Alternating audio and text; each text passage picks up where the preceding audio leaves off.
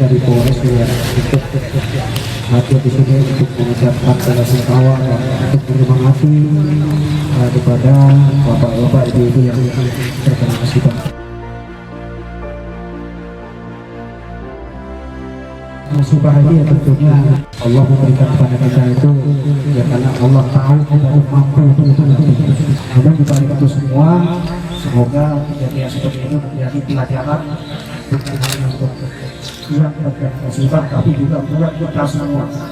Buat saudara yang hadir di sini, untuk lebih lagi mewaspadai pada saat tata rumah